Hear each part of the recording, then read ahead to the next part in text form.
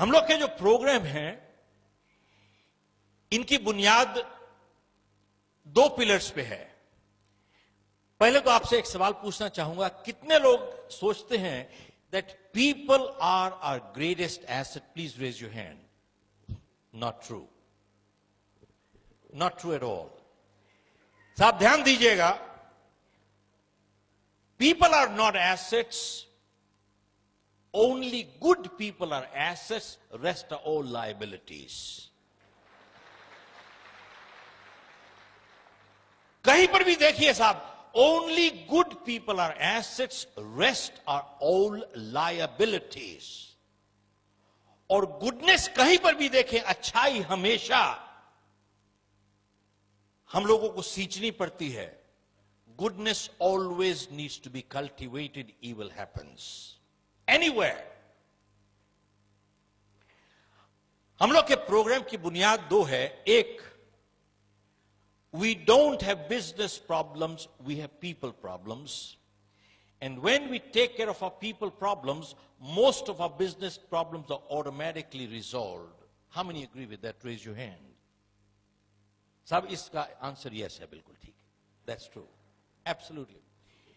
मतलब क्या है, हमें व्यापारिक प्रॉब्लम समस्याएं नहीं हैं, व्यावहारिक समस्याएं हैं। और जब हम व्यावहारिक समस्याओं को दूर कर लेते हैं, हमारी व्यापारिक समस्याएं अपने आप दूर हो जाती हैं साहब, ऑटोमेटिकली। ये एक पिलर है। और देखिए, आप कहीं पर भी किसी ऑर्गेनाइजेशन में, we are hired for our skills but we are fired for our behaviour. Yes, no? Look at this, it is so true. हम लोग को हमारे स्किल के लिए हायर किया जाता है, लेकिन फायर कर दिया जाता है अपने व्यवहार की वजह से।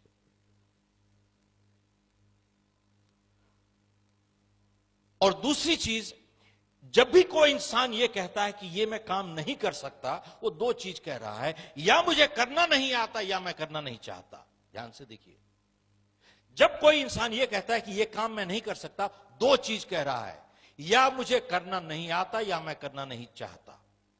अगर यह कह रहा है कि मुझे करना नहीं आता, तो उसको टेक्निकल ट्रेनिंग एजुकेशन की जरूरत है साहब।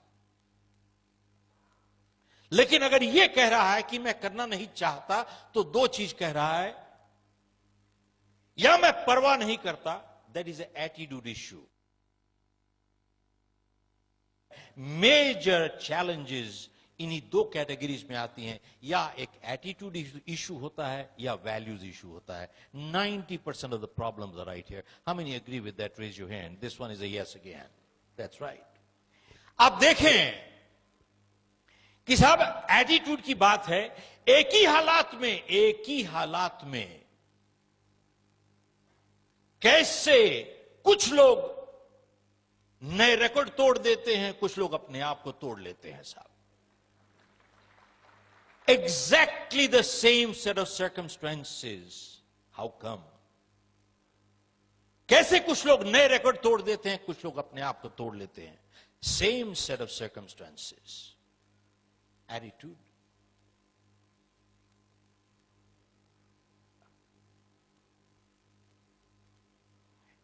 आप लोगों में से कितने लोगों ने मुझे पहले सुना है? मैं हाथ खड़ा करके बताइए तो। अच्छा, मैं इसलिए जानना चाहता हूं कि will you laugh at the same jokes? That's why.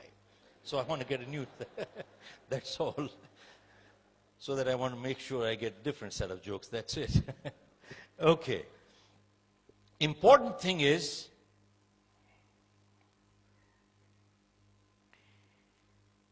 आप लोगों ने मोहम्मद अली का नाम सुना है साहब? Who was Muhammad Ali? The champion boxer. साहब जब वो रिंग में जाते थे, क्या कहते थे? I'm the greatest, I'm the champion, I'm the greatest, I'm the champion, I'm the greatest, I'm the champion. He never said, I hope I win, I hope I win, I hope I win. ये कभी नहीं कहा साहब उन्होंने। He used to say, I'm the champion, I'm the greatest. ये क्यों कहते थे? एंड जब वो रिंग में जाते थे और अपने अपोनेंट को देखते थे और उसको कहते थे, You have the belt, but I am the champion. Belt तुम्हारे पास है लेकिन चैंपियन मैं हूं। साहब रिंग के अंदर चैंपियन बनने से पहले वो बाहर चैंपियन बन चुके थे already. He was a champion outside. But ये क्यों कहते थे I am the greatest, I am the champion? This is positive thinking. Mentally अपने आप को he used to psych himself up mentally. इसका क्या मतलब है? With positive thinking, everything in life is possible. How many agree with that? Raise your hand. Not true. This one is not true. साहब ध्यान दीजिएगा, बहुत गलत फहमियां हो जाती हैं आदमी को. मैं साहब चाहे जितना पॉजिटिव हो जाऊं, मैं आपका किडनी ट्रांसप्लांट नहीं कर सकता साहब, मर जाएगा दूसरा आदमी. साहब पॉजिटिव थिंकिंग सफलता की गारंटी नहीं करता है. पॉजिटिव थिंकिंग पॉजिटिव एफर्ट के साथ एंड पॉजिटिव एक्शंस के साथ आपकी सफलता की संभावना को बढ़ा देता है साहब. साहब जब मोहम्मद अली ये कह रहे थे I am the greatest, I am the champion, I am the greatest, mentally psyching himself, उस टाइम वो अपने बैठक में बैठ के वहां पे पॉपकॉर्न नहीं खा रहे थे, वीडियो नहीं देख रहे थे, टेलीविजन नहीं देख रहे थे, कोका कोला नहीं पी रहे थे. ऑल द टाइम जब वो कह रहे थे I am the greatest, I am the champion, he was in the ring punching the bag all the time. He was punching the bag.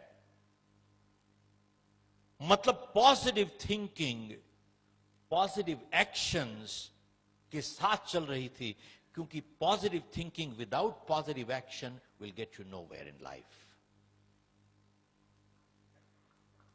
मैं किताब लिख रहा हूं मिथ्स. बहुत बारी ये गलत फहमी होती कि साहब पॉजिटिव थिंकिंग से सभी कुछ कर लोगे आप. No no, positive thinking must be backed with positive actions in order to achieve success. It increases your probability of success. आपकी सफलता की संभावना बढ़ जाती है इससे. मोहम्मद अली ने एक और बात कही कि जिंदगी में सफल होने के लिए आपको दो चीजें चाहिए. आपको काबिलियत भी चाहिए, आपको इरादा भी चाहिए. which means he said you need the skill and you need the will. To succeed you need two things in life. You need the skill and you also need the will. एक के बिना दूसरी काम नहीं करेगी साहब. दोनों चीजें चाहिए आपको, काबिलियत भी चाहिए, इरादा भी चाहिए. लेकिन इन दोनों में से उसने कहा कि will is a little more important than the skill. They are both important but will is a little more important than the skill. तो उसने कहा कि साहब जब मैं चैंपियनशिप बाउट लड़ रहा था तो मेरे अपोनेंट ने मुझे मार के गिरा दिया. साहब ध्यान दीजिएगा, the champion has been beaten more times in the ring than anybody else.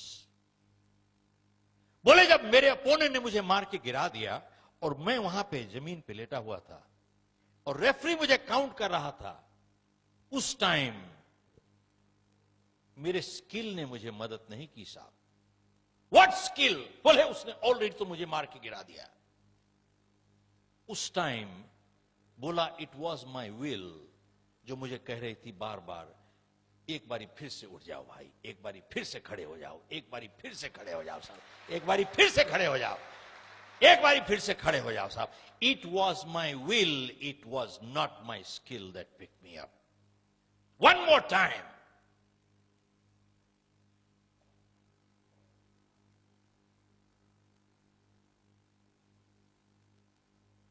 साहब आप लोगों ने माइकल फेल्प्स का नाम सुना होगा.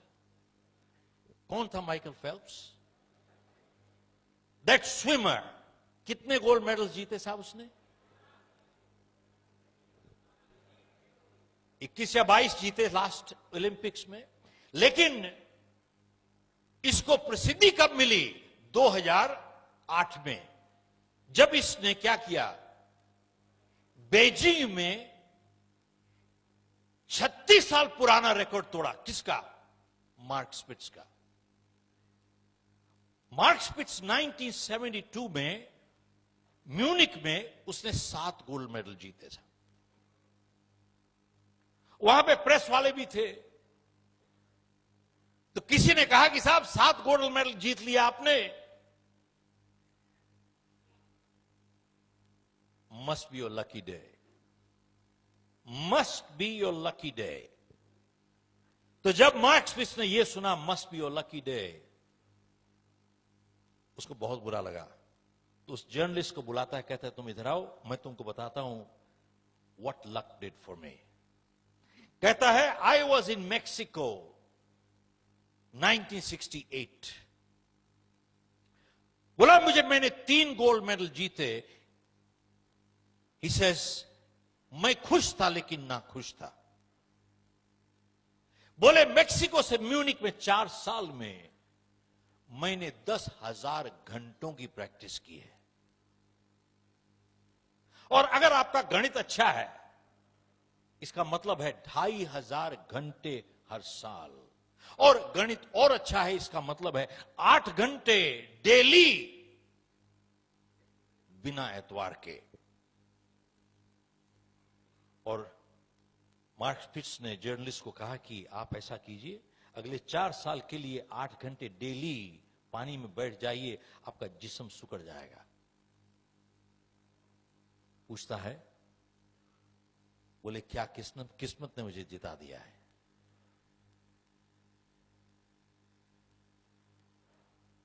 बोले साहब, luck is not designed to deliver you these things in life.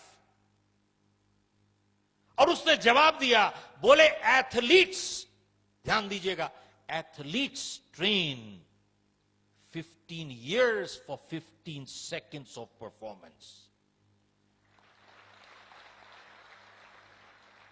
बोले साहब, एथलीट्स 15 साल की तैयारी करते हैं 15 सेकंड की परफॉर्मेंस के लिए। जाके उनसे पूछिए, किस्मत ने दिला दिया उसको। हमारा ऑफिस है सिंगापुर में।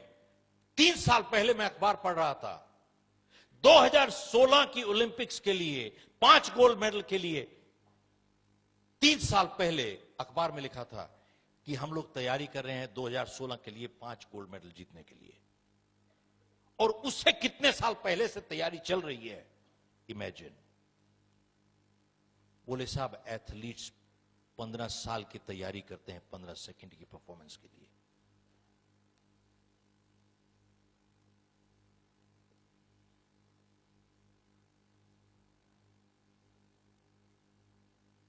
तो साहब ऐसा है,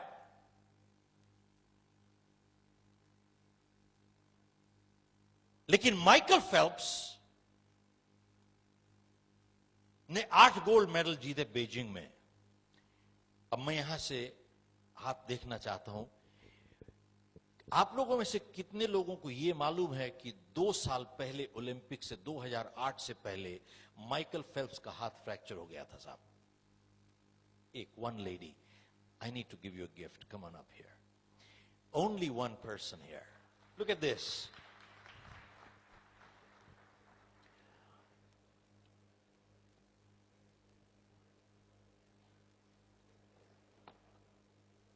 I'm going to give you one of my posters. सब 35 साल पहले मैंने ये एक पोएम पढ़ी थी, इसने मेरी जिंदगी बदली। ये लिखा है, don't quit. It says, when things go wrong as they sometimes will, when the road you are trudging seems all uphill, when the funds are low and the debts are high and you want to smile but you have to sigh, when care is pressing you down a bit, rest if you must but don't you quit. It says, success is failure turned inside out. The silver tints of clouds of doubt. You never can tell how close you are. It may be near when it seems so far. It says, so stick to the fight when you're hardest hit. It's when things go wrong that you must not quit. Thank you very much. Thank you. Give her a hand. Look at what she said. कहती है साहब, my sister trained 10 hours per day to go for the Commonwealth Games. 10 hours a day. सब जानते हैं लोग सफलता चाहते हैं, लेकिन सफल होने के लिए तैयारी करने की कीमत नहीं चुकाना चाहते साहब. Repeat, most people want to succeed,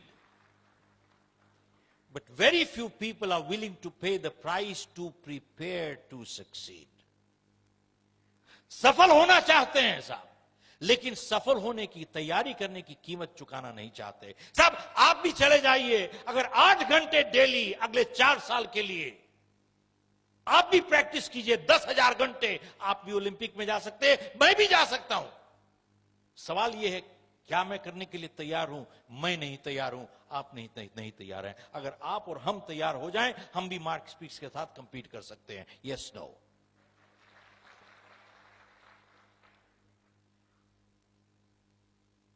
साहब 2 साल पहले ओलंपिक से माइकल फेल्प्स का हाथ फ्रैक्चर हो गया था,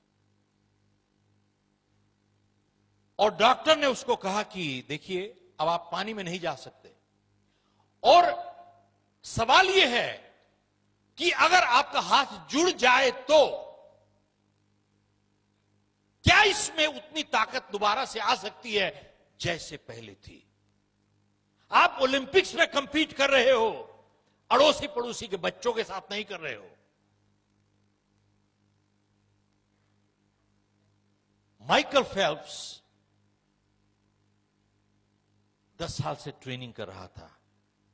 इसकी पूरी जिंदगी का सपना चूर हो रहा था साहब. हर रात को इसने सपने लिए साहब. सपने तो जब सोते हैं तभी आते हैं. कितने लोग सहमत हैं? हाथ खड़ा कीजिए साहब.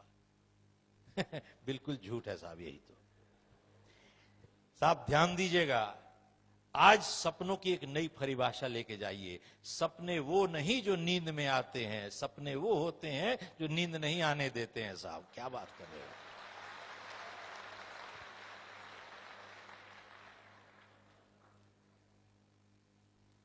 माइकल फेल्प्स ने अपनी जिंदगी का सपना देखा टूटते हुए. बोला साहब मैं पानी में जाऊंगा, हाथ इस्तेमाल नहीं करूंगा, पांव इस्तेमाल करूंगा. साहब ट्रेनिंग करता रहा माइकल फेल्प्स. उसके बाद 2008 में बीजिंग में इसने मार्क स्पिट्ज का 36 साल पुराना रिकॉर्ड तोड़ा और 8 गोल्ड मेडल जीता साहब. ये 8 गोल्ड मेडल, और 8 में से एक इवेंट थी 100 मीटर्स बटरफ्लाई स्ट्रोक. अंदाजा लगाइए कि माइकल फेल्प्स और जो दूसरे नंबर पे आया था, कितना फासला रह गया था साहब. 1/100th of A second. एक सेकंड का 100वां हिस्सा. अब साहब कैसे कैलकुलेट करते हैं आप कीजिएगा, मुझे आता नहीं साहब ये सब. एक सेकंड का 100वां हिस्सा.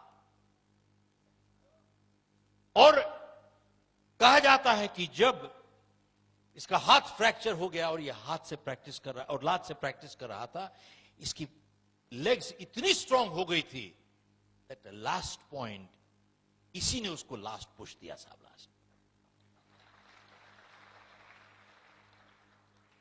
आज मैं आपसे इतने लोगों की जीवनियां जब पढ़ते हैं, आज एक सफलता की आपसे एक नई परिभाषा देना चाहता हूं आपसे. इन्हीं से सीखा हूं मैं, मेरी नहीं है ये. Success is not absence of problems, it is overcoming problems. Michael Phelps को प्रॉब्लम थी. He had a problem.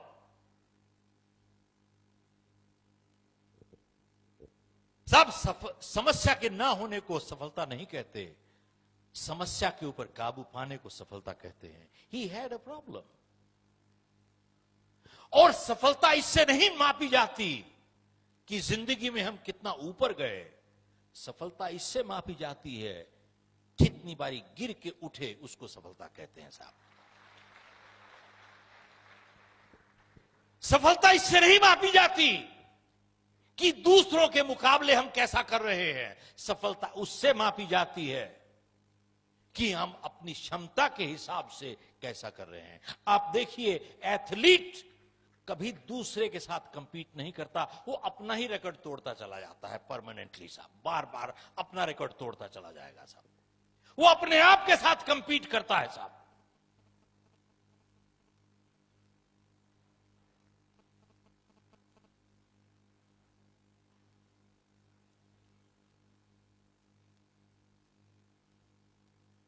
कुछ 6 महीने पुरानी बात है,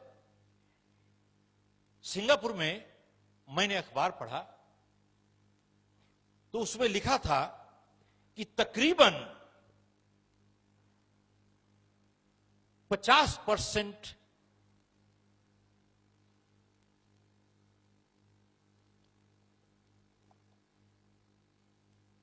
बिजनेसेस फेल हो जाते हैं all over the world with in the first 5 years. These are statistics. 50% of businesses fail हो जाते हैं with in the first 5 years. और अमेरिका में एक स्टैटिस्टिक्स है कि तकरीबन 90% बिजनेसेस फेल हो जाते हैं पहले 5 साल में।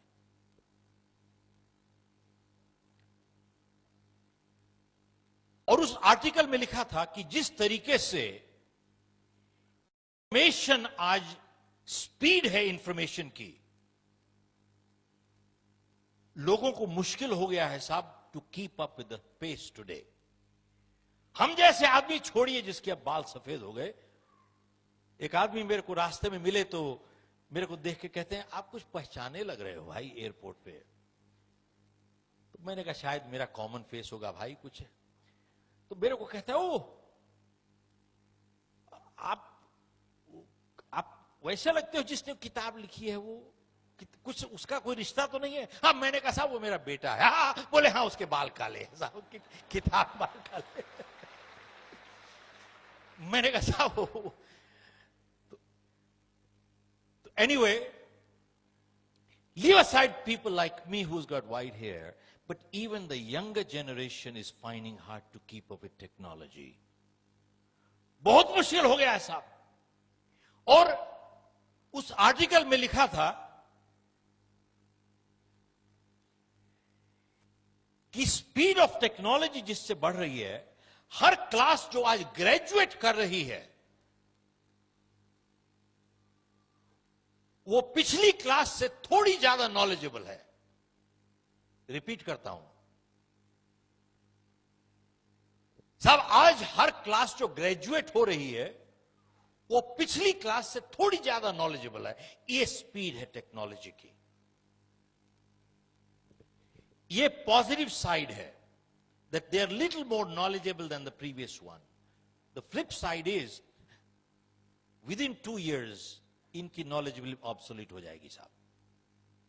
2 साल के अंदर इसकी नॉलेज भी obsolete हो जाएगी। और उस आर्टिकल में लिखा था कि आने वाले टाइम में, साहब ध्यान दीजिएगा, आने वाले टाइम में सिर्फ वही लोग सफल हो पाएंगे जिनके पास 2 काबिलियत होंगी साहब।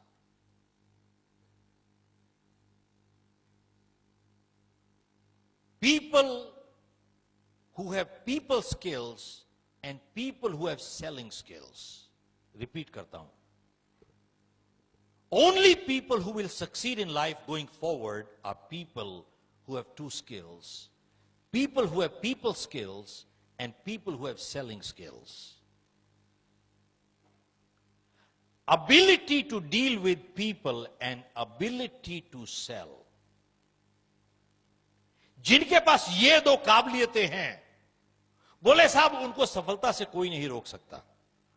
अब इसका उदाहरण क्या है? आप देखें किसी भी संस्था में,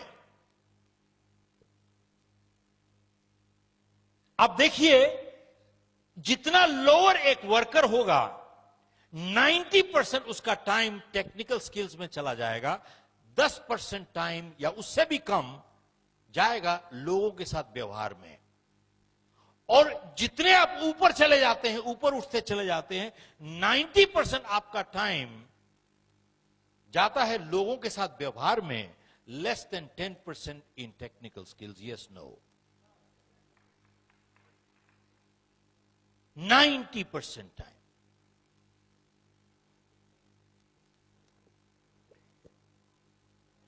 यूएस में एक लीडरशिप मीट हुई, तो वहां पे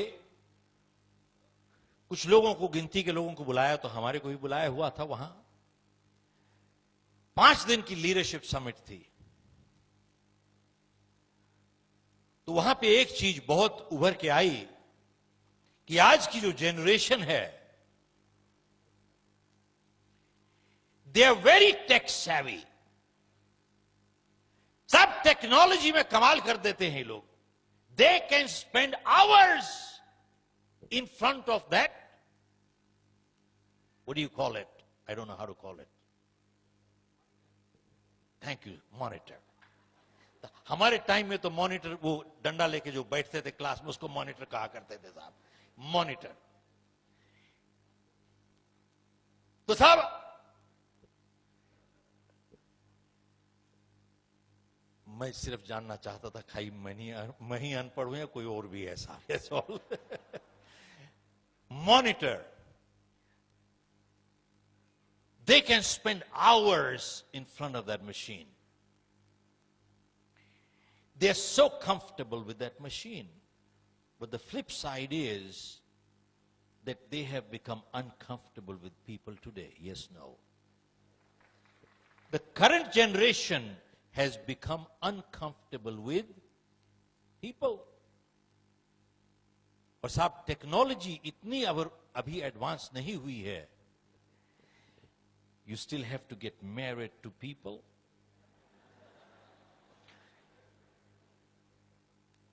You can't have babies from computers as of now. आगे आने वाले टाइम में क्या होगा पता नहीं साहब। You have to live with people. और साहब किसी ने बहुत सही बात कही है, टेक्नोलॉजी और टेक्नीशियंस आप हमेशा पैसे के साथ खरीद सकते हो, लेकिन दुनिया में सबसे अमीर इंसान, रिश्ते उनको बनाने ही पड़ते हैं। सब टेक्नोलॉजी और टेक्नीशियंस पैसे के साथ हमेशा खरीद सकते हो आप, लेकिन दुनिया में चाहे जितना अमीर इंसान हो जाए, रिश्ते उसको बनाने पड़ते हैं साहब। इसको क्रूड लैंग्वेज में कहा जाएगा कि साहब आप कुत्ता खरीद सकते हो लेकिन पूंछ नहीं हिलवा सकते साहब।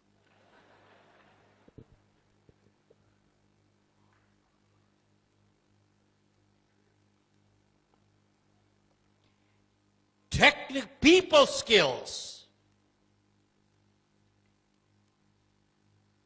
they are crucial. और दूसरा is selling skills. दूसरा is selling skills. तो साहब हमने जब किताब लॉन्च की पिछले साल, You Can Sell, तो प्रेस वाले आए वहां पे और बोले कि किताब का नाम है You Can Sell। ये किताब लगता है सेल्स प्रोफेशनल्स के लिए है। तो मैंने उनसे वापस सवाल पूछा, साहब आप बताइए मुझे कौन नहीं बेच रहा? तो मैंने इस किताब से एक डेफिनेशन निकाल के दी, definition of a sales person by Robert Louis Stevenson. इसमें डिफाइन किया है साहब, who is a sales person. Anyone, ध्यान दीजिएगा साहब, anyone who sells a product, service, or an idea is a salesperson. Repeat. Anyone who sells a product, service, or an idea is a salesperson. Based on this definition, आप बताइए साहब कौन नहीं बेच रहा?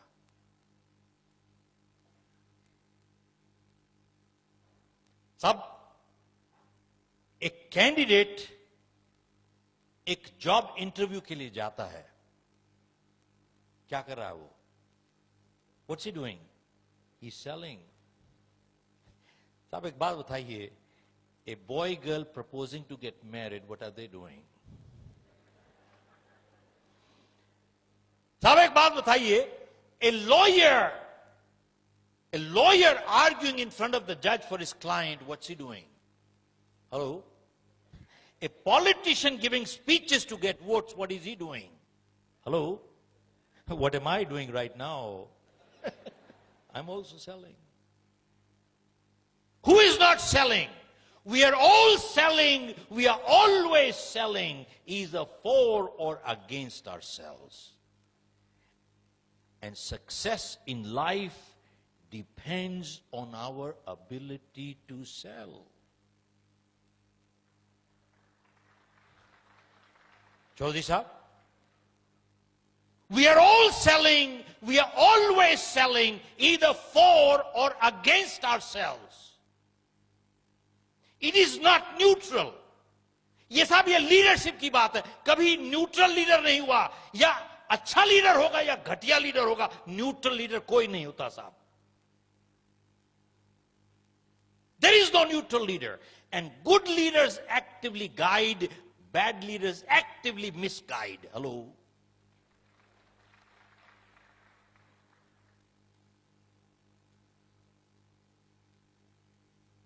अच्छे लीडर गाइड करते हैं, बैड लीडर मिसगाइड. न्यूट्रल नहीं होता कोई लीडर भी साहब.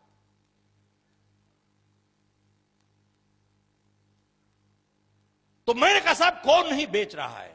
We are all selling, we are always selling.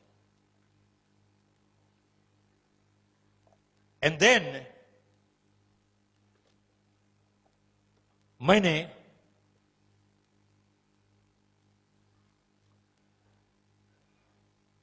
उनसे पूछा, बल्कि उन्होंने मुझसे पूछा कि साहब तो सेलिंग में अगर सफल होना चाहते हैं तो आपको you need to learn the tactics of selling. In sales, if you want to succeed in life, you need to learn the tactics of selling. How many agree with that? Raise your hand. Not true. मैंने कहा साहब, in sales, you need to learn the principles of selling, not tactics of selling. Why? Because principles are based on foundation of integrity. Tactics are manipulative. बहुत फर्क है साहब. Tactics में आप manipulate करते हो, प्रिंसिपल्स जो हैं they are based on foundation of integrity. बहुत फर्क है. और फिर बोले कि साहब in selling you need to learn the tricks of the trade. मैंने कहा ना गलत है साहब. Professionals learn the trade, they leave the tricks to the cheats and crooks. Leave the tricks to the cheats and crooks, learn the trade. आज statistics देखिए आप. Narayan Murthy said 90% of graduates that are coming out from our colleges, whether management or engineering colleges, they are not employable. How can you employ them?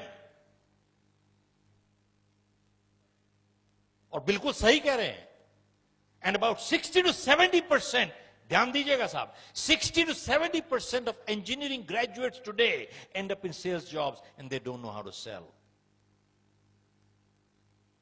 And funny part is, जानते हैं लोग अपने आप को salesman कहने से एक शर्म आती है उनको, उनका स्टेटस गिर जाता है. बेचने जा रहे हैं, लेकिन जानते हैं लोग क्या, लोग पूछते हैं उससे क्या काम करते हैं? मैं मार्केटिंग करता हूं जी, मैं मार्केटिंग करता हूं. सेल्समैन नहीं कह सकते अपने आप को, जानते हैं शर्मिंदा महसूस करते हैं. मैंने इस किताब में मार्केटिंग की डेफिनेशन दी है, जो मार्केटिंग पढ़ाते हैं. मार्केटिंग क्या होती है? Marketing only identifies and strategizes sources of money gets no money. Only sales gets money. Are you with me? That's right.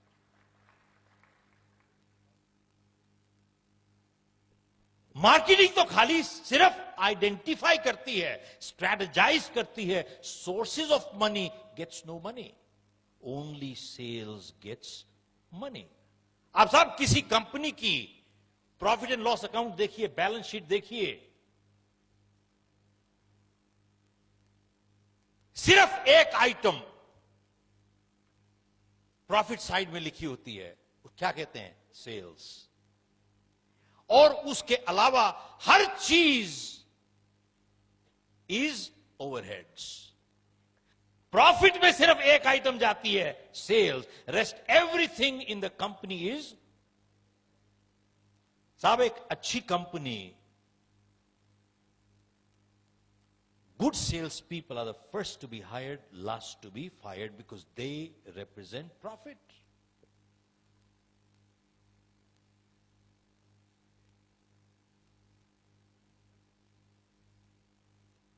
मैं आज इस वजह से शेयर कर रहा हूं कि बहुत से स्टूडेंट कम्युनिटी के लोग आए हैं यहां पे। वी मस्ट अंडरस्टैंड कि बुनियाद क्या है साहब। What is the foundation of leadership? जानते हैं, some of the greatest leaders in the world were the greatest sales people in the world. अगर वो अपना विचार नहीं बेच सकते तो साहब वो कौन से फॉलोअर बना पाएंगे जिंदगी में? एक फॉलोअर नहीं बनेगा उनका जिंदगी में। Some of the greatest leaders in the world were the greatest salespeople in the world. They were able to sell an idea. अपना विचार बेच पाए, तभी उनके पास लोग, इतनी जनता इकट्ठी हो गई साहब उनकी।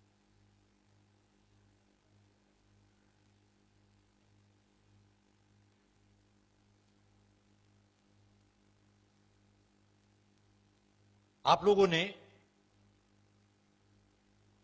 मेरी कहानी तो शायद कुछ लोगों ने पढ़ी होगी या कुछ लोगों ने सुनी लास्ट टाइम, लेकिन थोड़ा संक्षेप में मैं जिन्होंने नहीं सुना उसके बैकग्राउंड बताना चाहूंगा। मैं एक प्रोग्राम कर रहा था अमेरिका में, 200-250 लोग थे वहां पे।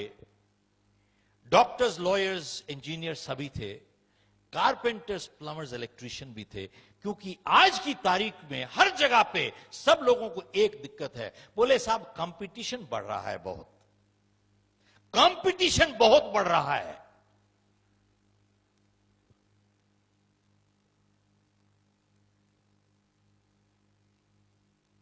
साहब मैं आपसे पूछना चाहता हूं कि आज चाहे जो काम करें, कंपटीशन बहुत घना है। कितने लोग सहमत हैं? हाथ खड़ा कीजिए साहब। Yes, no? How many say yes? How many say no? How many are confused? अच्छा चलिए, कोई बात नहीं साहब। ऐसा है, बहुत पुरानी बात है। मैं वहां पे गया तो मैंने कहा, जाते ही मैंने कहा कि साहब इतिहास में कभी ऐसा मौका नहीं आया जैसा अब है। जितना आसान आज है सफल होना जिंदगी में, ऐसा कभी नहीं हुआ। रिपीट करता हूं, सफल होना जितना आसान आज है, ऐसा जिंदगी में कभी मौका नहीं आया, चाहे जो भी आपका प्रोफेशन हो।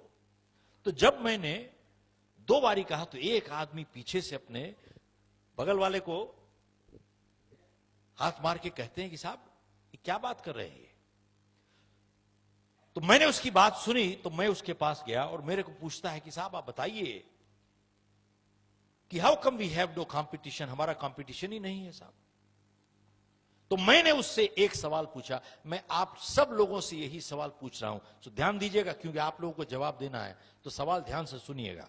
तो मैंने उससे सवाल ये पूछा और आप लोगों से वही पूछ रहा हूं, साहब आप कितने लोगों को जानते हैं जो सड़क पे चल रहे हैं इस टाइम, जो जितने उनको पैसे मिलते हैं उससे ज्यादा काम करने को तैयार हैं? कितने लोगों को जानते हैं आप? हेलो? Hardly any.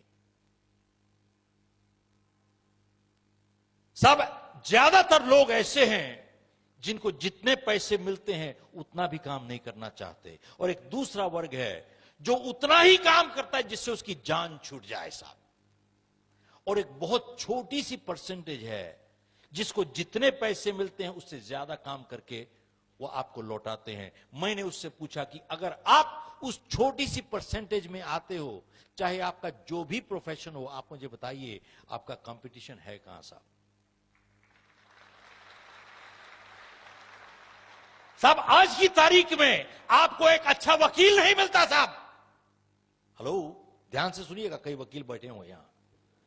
आज की तारीख में आपको अच्छा वकील नहीं मिलता साहब, अच्छा डॉक्टर नहीं मिलता साहब, आपको अच्छा अकाउंटेंट नहीं मिलता, अच्छा प्लम्बर नहीं मिलता, अच्छा इलेक्ट्रीशियन नहीं मिलता। सवाल यह है कि जितने आपको पैसे मिलते हैं उससे ज्यादा काम करने को आप तैयार हैं? आप देखें, किसी सफल इंसान की जीवनी पढ़ें और किसी सफल ऑर्गेनाइजेशन की जीवनी पढ़ें आप, उन सब लोगों ने एक ही सिद्धांत से जिए हैं, और वो सिद्धांत है मुझे जितना मिलेगा उससे ज्यादा लौटाऊंगा अपने परिवार को, जितना मिला है उससे ज्यादा लौटाऊंगा अपनी कस्टमर को, जितना मिला है उससे ज्यादा लौटाऊंगा अपनी ऑर्गेनाइजेशन को, और जितना मिला है उससे ज्यादा लौटाऊंगा अपनी समाज को साहब।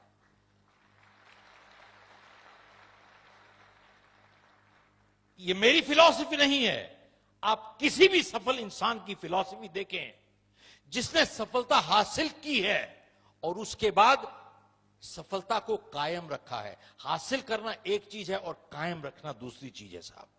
सफलता हासिल की है और उसके बाद कायम रखा है, और तीसरी बात, उसके बाद अपनी गुडविल, सद्भावना मेंटेन की है।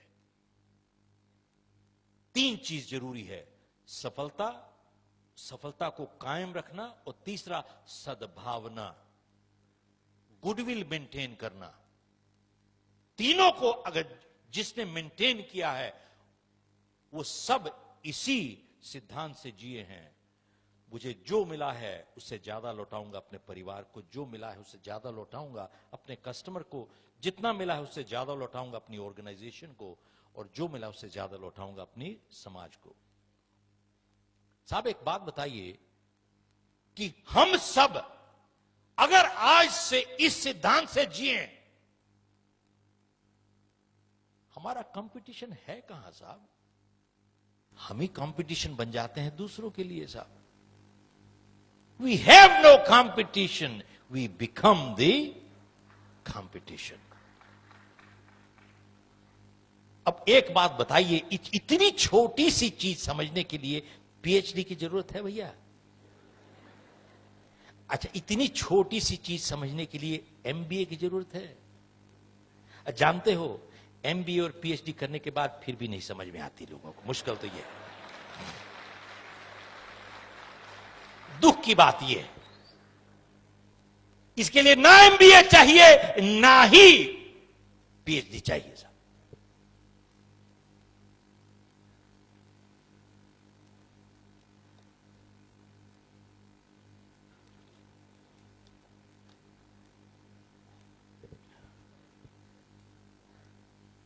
भाई साहब, आपको 1973, अब जिन्होंने पहले सुना होगा उसके लिए थोड़ा सा रिपीट होगा, बट 1973 की बात बता रहा हूं।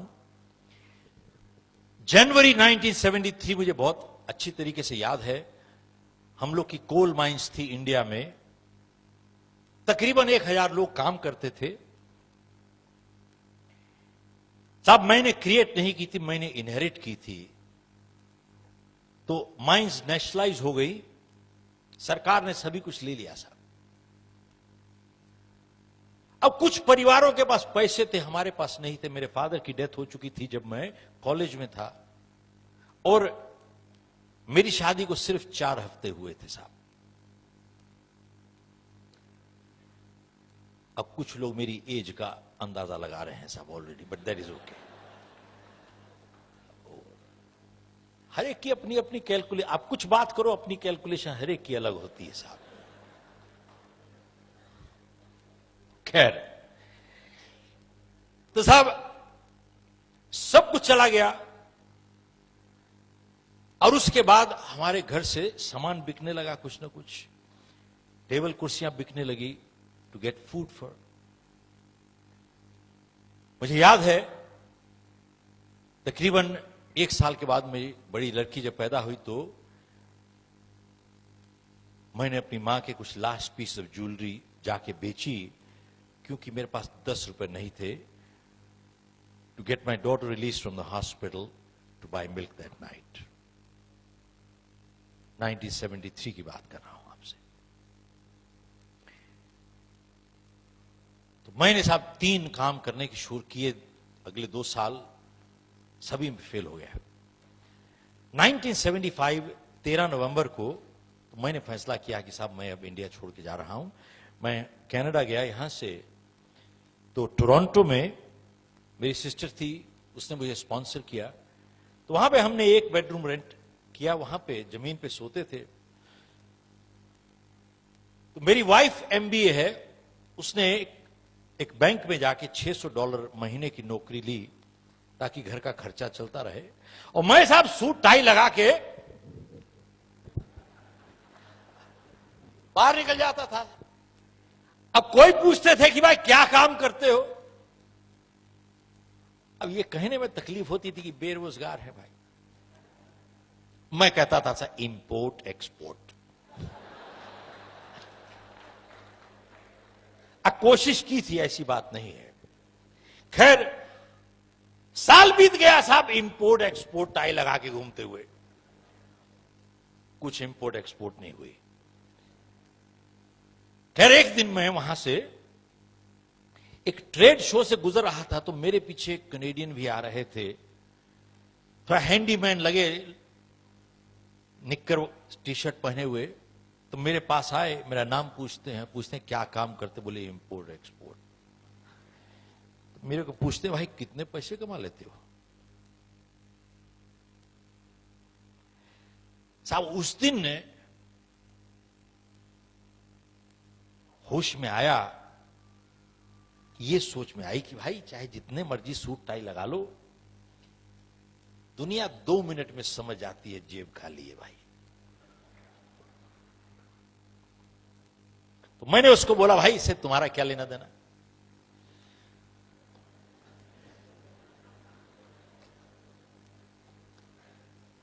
खैर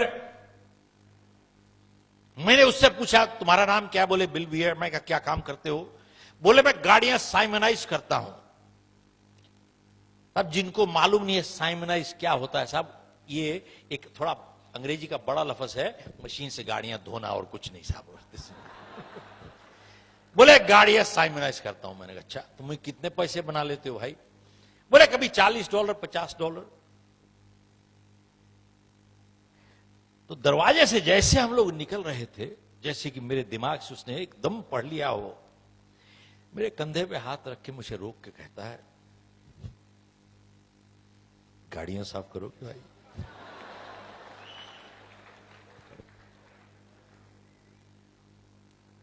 मैं भी सोचने लगा भाई कब तक खाली पेट घूमेंगे ऐसे।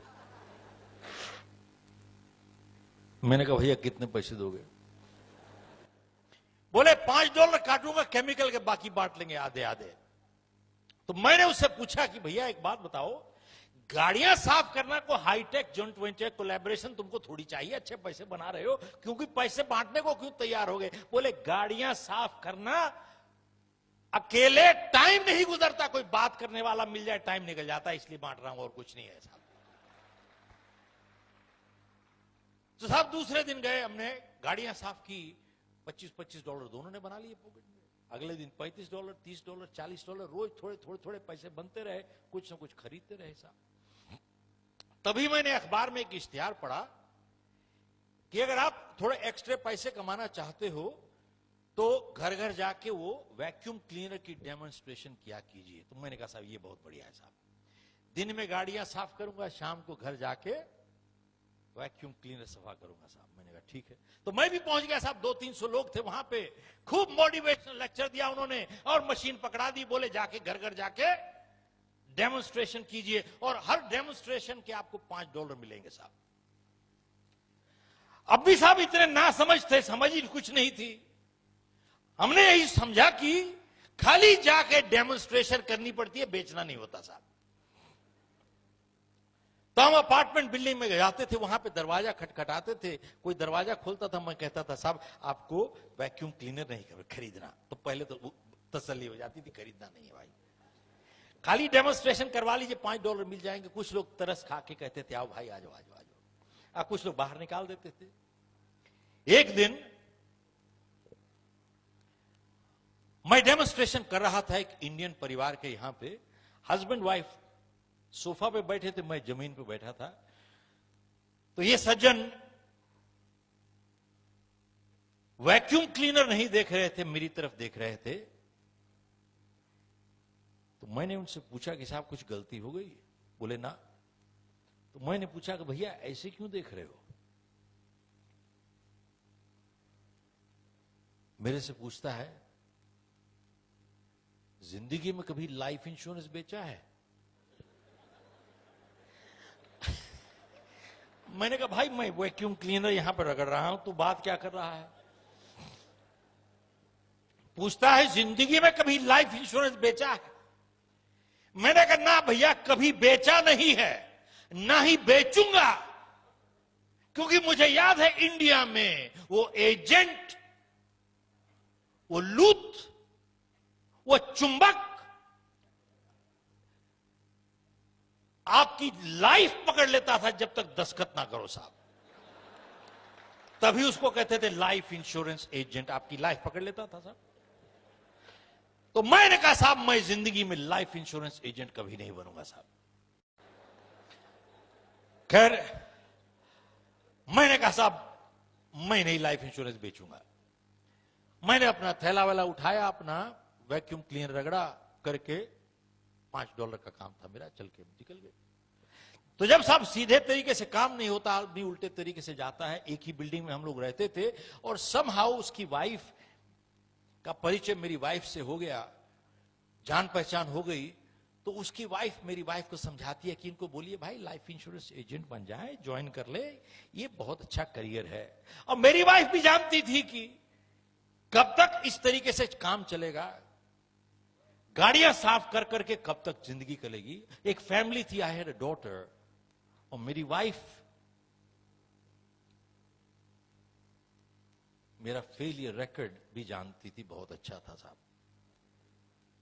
स्कूल में भी मैं पढ़े लिखने पढ़ाकुओं में से, बच्चों में से नहीं था। मैं तो बैक बेंचर था, जो आगे बैठते थे पीछे से लेके रबड़ की गुलेल मारता था साहब बैठ के उनको। और साहब 8वीं क्लास में 6 या 7 सब्जेक्ट्स में से मैं सभी में फेल हो गया एक्सेप्ट 1। तो मेरे प्रिंसिपल ने बुला के मुझे कहा कि बेटा तुम एक सब्जेक्ट पे बहुत ज्यादा ध्यान दे रहे हो।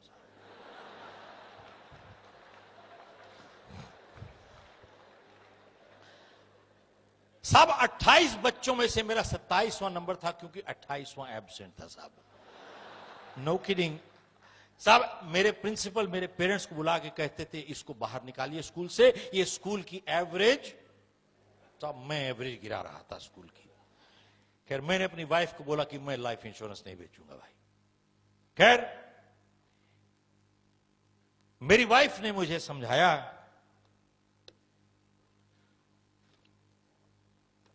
कि लाइफ इंश्योरेंस बेचने के लिए आपको एक इम्तिहान पास करना पड़ता है। बोले आप इम्तिहान पास तो कीजिए, अगर पास कर लिया तो एक चॉइस मिल जाएगी लाइफ में आपको। अभी तो चॉइस भी नहीं है भाई। मैंने कहा अच्छा ठीक है, मैं इम्तिहान में बैठूंगा लेकिन लाइफ इंश्योरेंस नहीं बेचूंगा। खैर मैंने इम्तिहान लिया, रिजल्ट आ गया और मैं क्या हो गया साहब, पास हो गए साहब।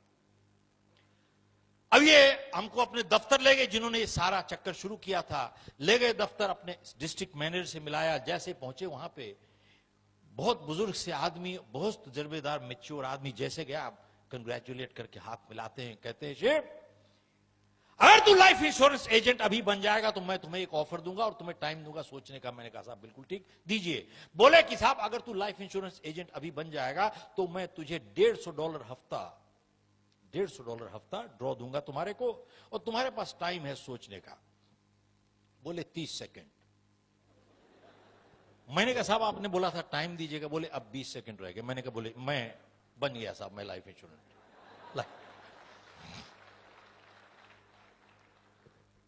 साहब मैं लाइफ इंश्योरेंस एजेंट बन गया, जो मैं जिंदगी में बनना नहीं चाहता था। उसके बाद मुझे किताब दी उन्होंने, थोड़ी ट्रेनिंग दी, बोले बेटा जाके बेचो चलो। उसके बाद अगले 3 महीने साहब मैंने जी तोड़ मेहनत की।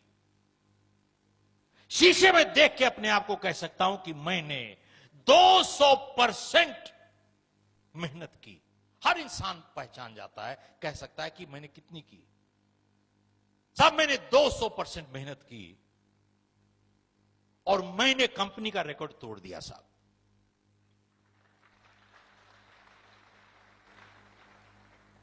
अब साहब जानिए कौन सा रिकॉर्ड तोड़ा, उसके बाद दोबारा से फिर से ताली बजाइएगा। साहब कितनी सेल मैंने की? ऑलमोस्ट 0। तो साहब मेरा मैनेजर मुझे वापस बुला के कहता है कि भाई मेरे को 35 साल हो गए लाइफ इंश्योरेंस बिजनेस में, मैंने देखा है कुछ लोग आस्ते शुरू होते हैं लेकिन तुम्हारे जैसा नहीं देखा। बोले तब मेरे को कहता है डोंट कम बैक टुमारो। बोले you are fired, get out. मैंने कहा भाई मेरी बात तो सुनो। मैंने कहा साहब मैं तो ज्यादा पढ़ा लिखा नहीं हूं, डॉक्टर, वकील, अटर्नी, अकाउंटेंट नहीं हूं मैं। I am a BCom 3rd division, failed in my 10th। I got a handicap. How do you expect performance? साहब 30 साल पहले की बात कर रहा हूं, 40 साल पहले, सॉरी। उस दिन किसी ने मेरे साथ बहुत कड़क के बात की, and I am glad he did. और उसके बाद मेरे को समझ में आई, गुस्सा नहीं था, गुस्से की वजह से वो कड़का नहीं मेरे साथ, उसको तकलीफ थी साहब। तब तकलीफ की वजह से वो कड़का। और मेरे को कहता है 40 साल पहले, you shut up and listen, you shut up and listen. मेरे को कहता है you don't have a handicap, you have a bad attitude.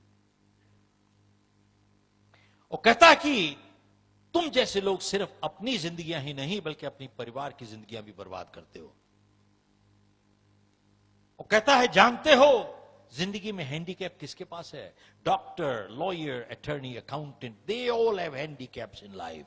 मैंने बोला ये तो हमने सुना नहीं कभी, बताइए how do they have handicaps? तब उसने कहा कि कहता है आप जाके देखिए दुनिया में कहीं पर भी एक वकील, इंजीनियर, डॉक्टर, अटर्नी, इन सब ने अपना क्षेत्र चुन लिया है एंड दे आर स्टक, फंसे हुए हैं साहब। वो generally true, exceptions different. They all have chosen their field, they are stuck. मेरे को कहता है तुमने तो अपना क्षेत्र चुना ही नहीं, तुम्हारी समझ में नहीं आती, दुनिया तुम्हारे लिए ओपन है, the world is open to you. तो मैंने कहा साहब मैंने तो कभी सोचा ही नहीं ऐसे। कहते now that you are fired, he said you got all the time to think. He said leave my office. साहब उस दिन मेरी अपॉइंटमेंट थी 30 मील दूर। मेरी चॉइस थी टू कीप और not to keep, because I knew next day I had no job. और मुझे यह भी मालूम था, I was not sure if I would get paid or not, क्योंकि हमारी हर अपॉइंटमेंट 1 हफ्ता इन एडवांस बनती थी। मैंने साहब फैसला किया कि I'll go for the appointment। शाम को 6:30 बजे मैं गाड़ी चला के जा रहा था। Having failed one after the other in my life, उस शाम को मैं इतना डिप्रेस्ड फील कर रहा था कि न जाने क्या हुआ, एकदम मैं अकेला, आई बर्स्ट आउट इनटू क्राइंग। मैं साहब अकेला रो रहा था वहां पे, गाड़ी चला रहा था। अब मेरी समझ में नहीं आ रही थी कि एक एडल्ट होने के नाते मेरे को रोटी कमानी नहीं आती है, एक परिवार है, I didn't know how to earn a living. और मैं एक के बाद एक I was failing in my life. I kept crying, kept praying. मेरी समझ में नहीं आ रही थी कि मेरी जिंदगी कहां जा रही है साहब। वो 30 मील का फासला 30 साल जैसे लग रहा था उस रात साहब। उसके बारे में आज बात करना आसान है, उस रात को आसान नहीं था। आधे घंटे के बाद मैं पहुंचा अपनी अपॉइंटमेंट पे, 7 बजे थे। मैंने अपने आप को संभाला, संभाल के ऊपर गया, बेचना शुरू किया।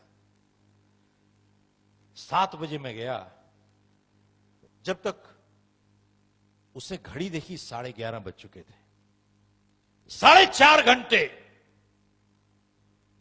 इसीलिए लाइफ इंश्योरेंस एजेंट को लूट कहते हैं साहब, कोई हटता ही नहीं वहां से। मेरे को कहता है, जानते हो क्या टाइम हो गया है, मुझे कल काम पे जाना है। ये पोलाइट तरीका है कहने का कि अब जाओ आप। समहाउ उस रात को मैं जा नहीं रहा था वहां से। 11:30 बजे न जाने क्या हुआ, इसको मेरे को देख के कहता है कि भैया तुम्हारे से जान छुड़ाने के अब क्या लगेंगे। मैंने सोचा रेट पूछ रहा है। मैंने किताब खोली और इसके एज देखा, इंश्योरेंस के साथ मल्टीप्लाई किया और मैंने बोला कि साहब $27.58, $27.58। कहता है यू श्योर? मैंने कहा यस, $27 एंड। मेरे को कहता है कि 4.5 घंटे पहले क्यों नहीं बोल दिया मेरे को। चेक निकाल के $27 का चेक बना के कहता है ये पकड़ो, बाहर जाओ भाई साहब। That was one of my first sales. मैं रात को 12, साढ़े 12 बजे, 1 बजे घर आया। दूसरे दिन मैं अपने ऑफिस गया और अपने मैनेजर के पास मैंने कहा कि जो आज एक एप्लीकेशन है मेरे पास, छोटी है लेकिन चेक के साथ है, क्योंकि बिना चेक के एप्लीकेशन की कोई कीमत नहीं साहब। मैंने कहा चेक के साथ है। मैंने कहा भैया मुझे रहने दोगे यहां पे, क्योंकि अगर आप मुझे आज निकाल दोगे तो मुझे मालूम नहीं कहां जाना है मुझे, और खाली एक जगह मालूम है, गाड़ियां साफ करना, और मैं अब करना नहीं चाहता। मेरा परिवार है, मेरी फैमिली है। मैं एक कमिटमेंट तुमसे करता हूं साहब, ध्यान दीजिएगा, मैं एक कमिटमेंट तुम्हारे से करता हूं कि मैं तुम्हारे को मेरी मेहनत की वजह से तुम्हें जिंदगी में कभी शिकायत नहीं मिलेगी, लेकिन मुझे आप रहने दीजिए यहां पे। मेरे को देख के कहता है शिव, तेरी छोटी एप्लीकेशन नहीं है, तेरी जिंदगी की सबसे बड़ी एप्लीकेशन है। और दूसरी चीज कहता है कि मैं तुझे आज यहां पे तब रहने दूंगा अगर तू एक कमिटमेंट कर, मेरे साथ नहीं, अपने साथ और अपने परिवार के साथ, तब मैं तुझे रहने दूंगा यहां पे। साहब उस दिन मैंने कमिटमेंट की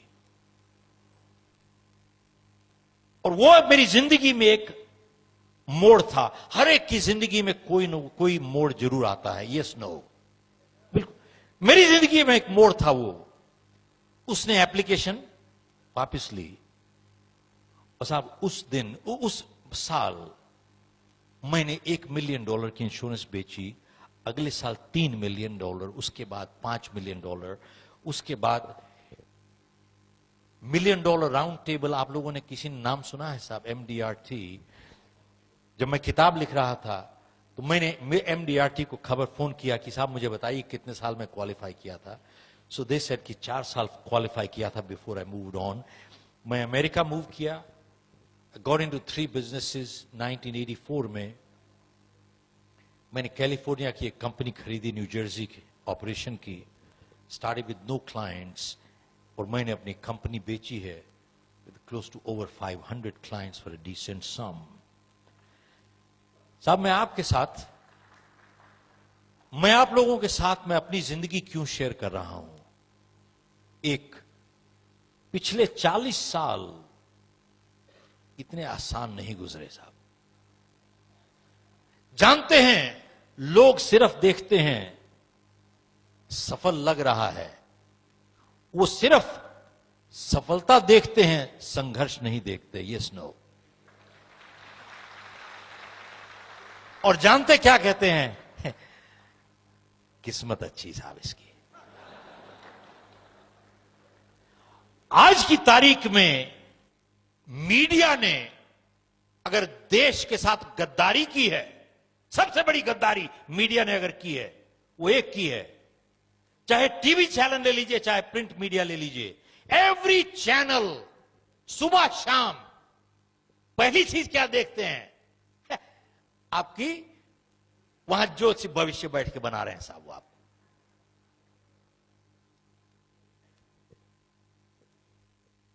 सुबह से शाम आपको वही बताते हैं, आपका क्या राशिफल है, आपका क्या चल रहा है वहां पे, आज लकी कलर क्या है, लकी नंबर क्या है। आप 5 पेपर देखिए, 5 में अलग अलग लकी नंबर दिखेंगे, 5 में अलग अलग लकी कलर दिखेंगे साहब।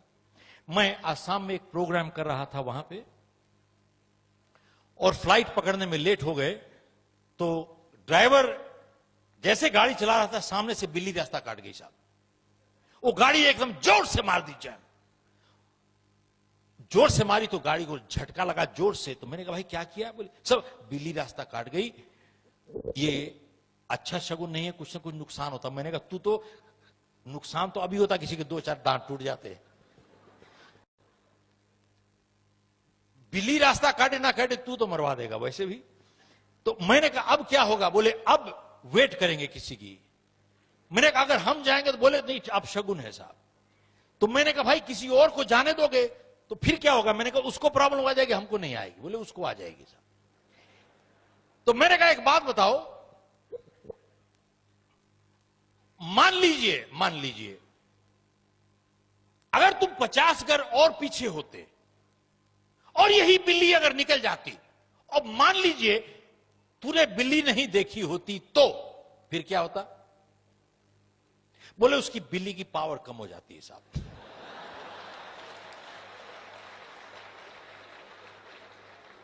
और मैंने भाई पावर कम कैसे होती है? तू बिल्ली को देखे या बिल्ली तुझे देखे? किसको हम किसको देखे? ये हाल है साहब। आप अगर स्वामी विवेकानंद की जीवनी पढ़े, स्वामी दयानंद की जीवनी पढ़े, गुरु नानक की जीवनी पढ़े, इन लोगों ने कभी इन चीजों पे कभी भरोसा नहीं किया साहब। पत्रियों पे, मंगलिकों पे, आप सरदारों के परिवारों में चले जाइए, कोई मंगलिक नहीं होता साहब। सरदारों के परिवारों में चले जाइए, उनकी हर शादी संडे को होती है साहब। हेलो, जानते हैं इन सब चीजों ने लोगों को कितना कमजोर बना दिया है दिमागी तौर पे। और लोग अपनी गलती का एहसास नहीं करते, खुद जिम्मेवारी नहीं उठाते। जानते हैं जितने गलत काम करते हैं उसका जवाब क्या देते हैं? साहब मेरी गलती नहीं है, मेरे ग्रह ठीक नहीं चल रहे साहब, सितारों की प्रॉब्लम है। खुद जिम्मेवारी उठाना नहीं चाहते। It is easy to blame the stars. Hello, blame the stars.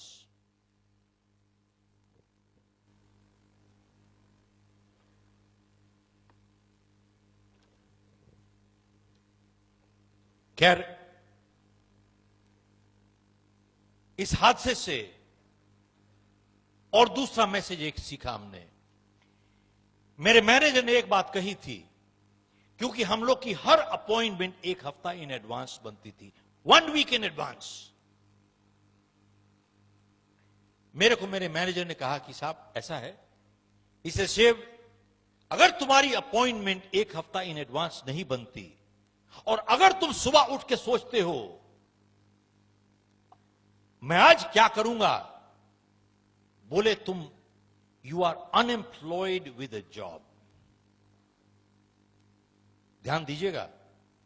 He says if you do not have appointments made 1 week in advance, and you wake up in the morning and you start thinking, let me see what I have to do today, he said, you are unemployed with a job. And then he said, you fall into the category of people who keep working till they find a job. और फिर उसने जो बात कही, उसने कहा कि साहब आप जानते हैं, there are more people in this world who are not working than there are people who are unemployed. Repeat. दुनिया में ज्यादा लोग हैं जो काम नहीं कर रहे बजाय उनके जो अनएम्प्लॉयड हैं. There are more people who are not working.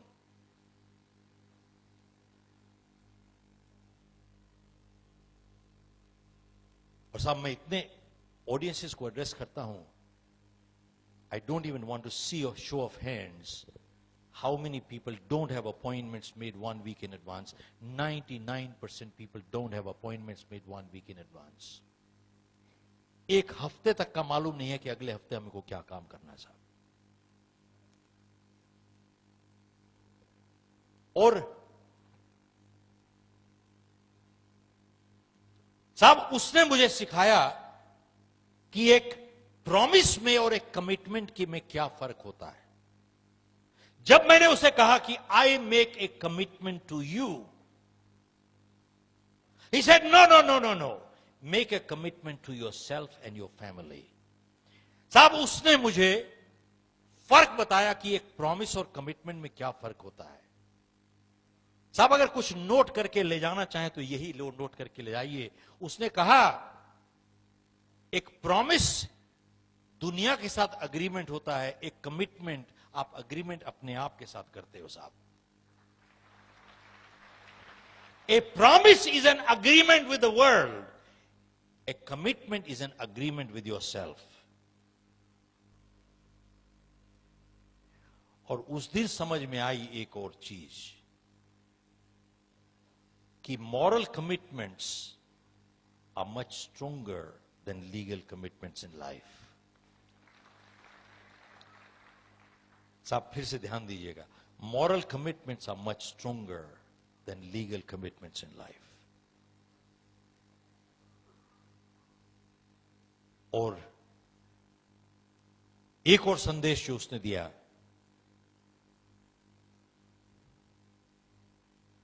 when he said, you shut up and listen to me, he got my attention.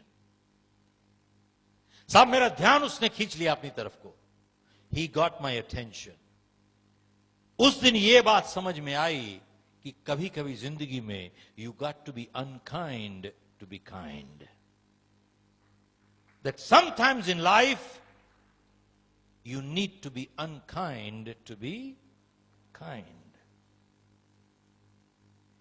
अब वही कहते हैं, parenting is not a popularity contest, leadership is not a popularity contest. Sometimes in life you got to be unkind to be kind. और साहब उस दिन एक और बात समझ में आई कि जिंदगी में सिर्फ 2 ही रिश्ते होते हैं जो सुधारते हैं, दुनिया सजा देती है. रिपीट करता हूं साहब, जिंदगी में सिर्फ 2 ही रिश्ते होते हैं जो सुधारते हैं, दुनिया सजा देती है. कौन से 2 रिश्ते हैं जो सुधारते हैं? साहब जिंदगी में सिर्फ एक टीचर का रिश्ता और एक मां बाप का रिश्ता जो सुधारता है, दुनिया सजा देती है साहब. और कोई नहीं सुधारता, कोई नहीं सुधारता, सिर्फ सजा देती है दुनिया. Only parents and teachers in life care to correct, world punishes. इसके लिए पीएचडी चाहिए क्या? एमबीए चाहिए?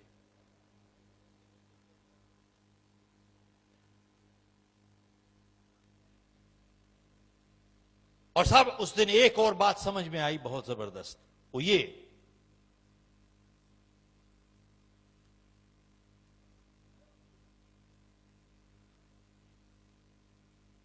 जब तक, so long as criticism is painful to the giver, they have a right to give constructive criticism. But the moment criticism becomes a pleasure to the giver, they have no more right to criticize. साहब, जब उसने मुझे shut up कहा, probably शायद उसके दिल में चोट ज्यादा पहुंची बजाय मेरे दिल में। आप देखते हैं कोई भी अच्छा टीचर या अच्छा पेरेंट अपने बच्चे को डांटता है, उसको ज्यादा तकलीफ होती है बजाय बच्चे के। Yes no? इसका मतलब क्या हुआ? So long as criticism is painful to the giver, they have a right to give constructive criticism. But the moment criticism becomes a pleasure to the giver, they have no more right to criticize. That is sadistic behavior. और एक और चीज साहब उसने सिखाई मुझे, वो ये है,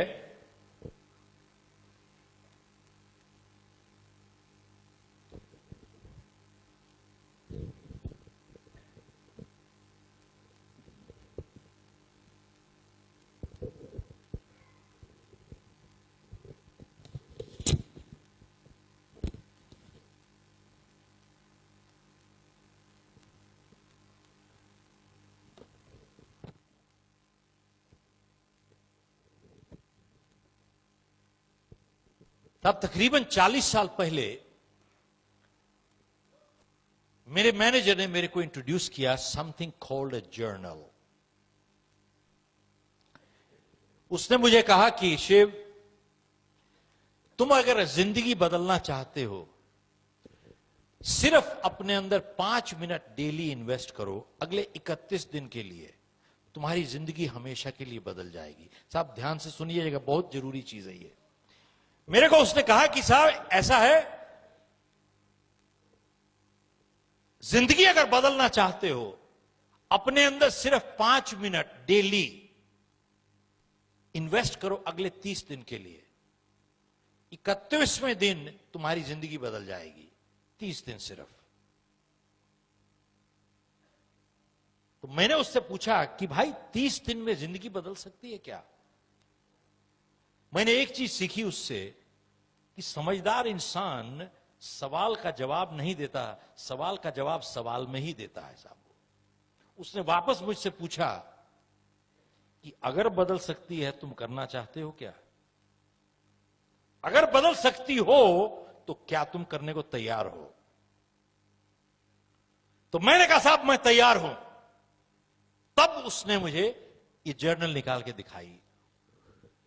ये तो अब जो है ये तो बहुत दूसरे किस्म की जर्नल है, लेकिन जो उसने दिखाई थी वो एक किताब सी थी। लेकिन उसने कहा कि इसमें मैंने अपनी किताब यू कैन विन से बताया है कि इसमें 30 दिन का प्रोग्राम कैसे फॉलो किया जाता है। How do you implement 31 day program. और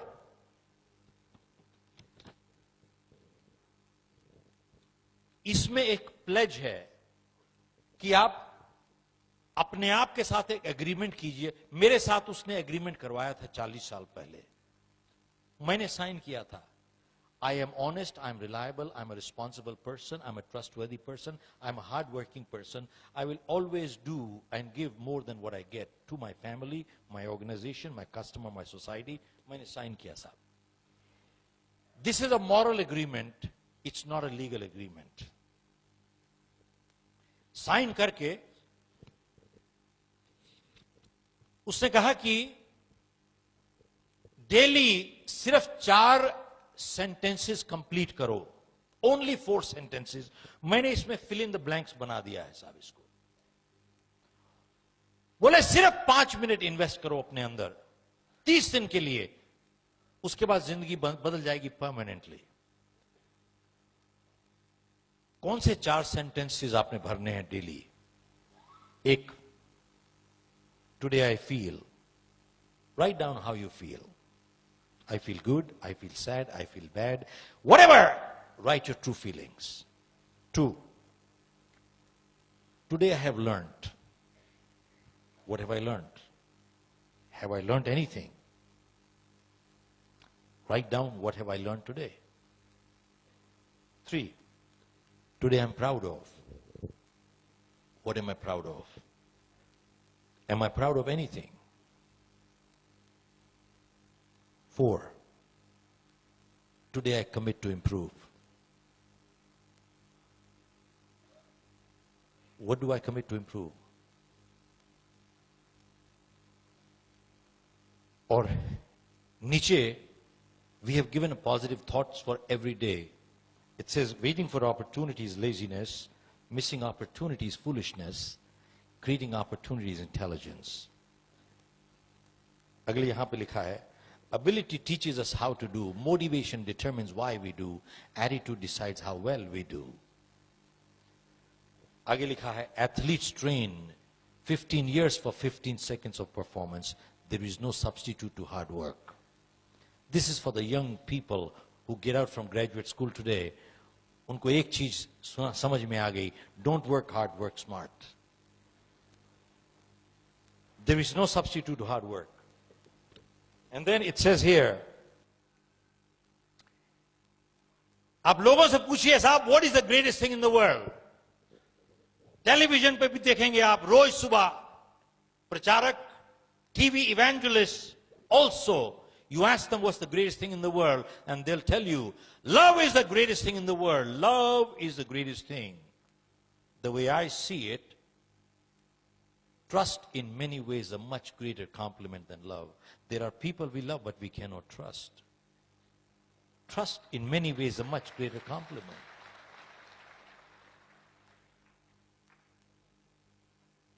साहब 5 मिनट सिर्फ डेली, सिर्फ 4 fill in the blanks करने हैं, only 4 fill in the blanks. 30 दिन के लिए. तो मैंने उससे पूछा कि साहब ये बताओ, ये 30 दिन का फॉर्मूला क्या है? तो साहब उसने मेरे को रिसर्च निकाल के दिखाई. और अगर आप लोग आज गूगल करना चाहते हैं, बहुत से students, go Google and you'll find out. बहुत जगह पे रिसर्च में लिखा है, it takes 21 days of conscious, consistent, continuous effort to make a break or habit. 21 दिन, some people say 41 days, some research say 31 days, some research says 21 days. आप देखिए 30 दिन कोई भी काम कंटिन्यूअसली, कंसिस्टेंटली आप करते जाइए, 31वें दिन आपकी आदत बन जाती है साहब. It becomes a habit. अब सवाल यह है कि क्या 30 दिन कॉन्शियस एफर्ट एक बहुत बड़ी कीमत है चुकाने के लिए, जिंदगी बदलने के लिए? Yes, no, no. बट बहुत कम लोग करना चाहते हैं साहब. मजे की बात यह है, लोग सफल होना चाहते हैं, लेकिन सफल होने की तैयारी करने की कीमत नहीं, 30 दिन के लिए भी नहीं करेंगे साहब. ये not even 31 days.